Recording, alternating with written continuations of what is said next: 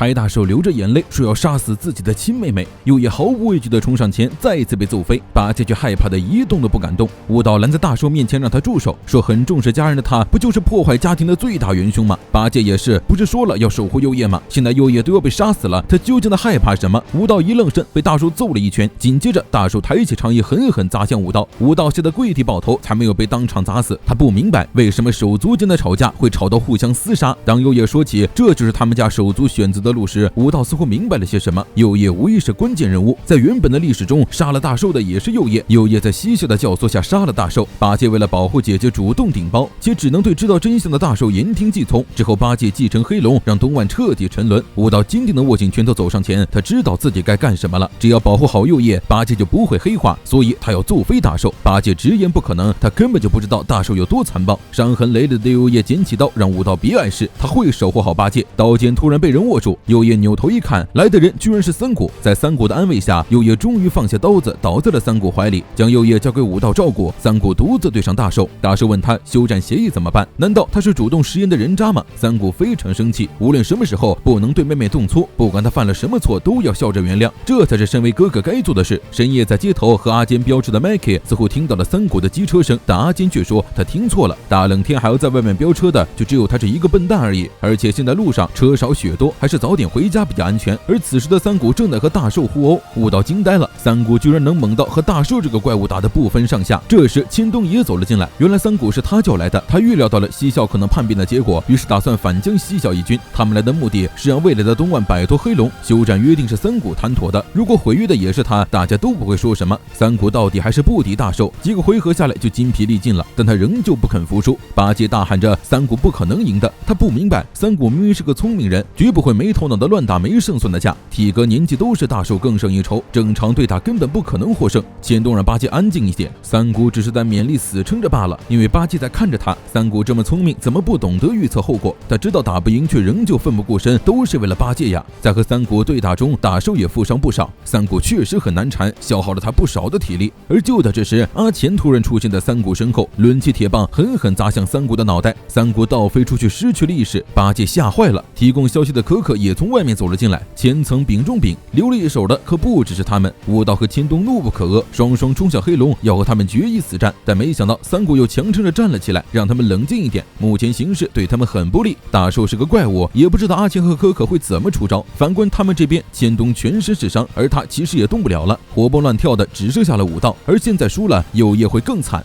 武道安慰三谷没事的，等 Mikey 来了，大家在一起想办法。结果三谷却说他根本没叫 Mikey， 他为救八戒只身前来，没有惊动东莞。听三谷说他们三人一起保护右野，武道只觉得这下彻底完蛋了。三谷到来的时候，他还抱着微弱的希望，以为东莞的大家会过来，只要撑到那个时候就好了。千冬让武道站起来，既然事已至此，也只能靠他们自己解决了。武道听了都想哭，能自由行动的只有他一个，难道要他3打1吗？他要是能打得赢，母猪都能上树了。三谷安慰武道，不是让他扛起一切，他需要武道和千冬帮忙拖住阿钱和可可，他会负责解决大寿。当然，只有他是不可能的，他还需要八戒的协助。八戒虽然已经是黑龙的成员，没有立场和他并肩作战，但他如果想保护右野，就必须行动起来。八戒面对大寿，仍旧恐惧的浑身发抖。三谷表示，他知道大寿很恐怖，也知道八戒不敢反抗他，但他至今为止不也把右野保护得好好的吗？所以他一定做得到。武道突然大喊一声，振作起来，他和千冬分别冲向可可和阿钱，一个弱鸡，一个带伤，他们能做的也只能是尽力拖延。三谷不断鼓励着八戒一定能行，但直到他都冲到大寿面前了，八戒仍然站在原地一动不动。三谷被一拳揍趴，千冬和武道也被狠狠揍了一顿。难道一切就这么结束了？面对大寿的嘲笑，八戒突然捡起地上的刀，就要证明自己真的下得去手，但武道却突然冲上来，紧紧握住刀尖。八戒这一刀一旦捅下去，就会变成无药可救的恶棍呐！说着，武道走向大寿，他要让八戒见识一下什么才叫做挺身而战。不死心可是他唯一的长处了。武道被大寿揍得满脸是血，不成人样，但他却坚持着不肯倒下，他是绝对不会输的。八戒不明白他为什么这么弱小还能这么拼命。千冬哭着让武道不要再撑了，他们已经输了。武道拿出日向的项链，握在手中汲取勇气。正因为有这样的哥哥和黑龙，八戒才不能振作。既然如此，武道发誓他要打倒大寿，接管黑龙。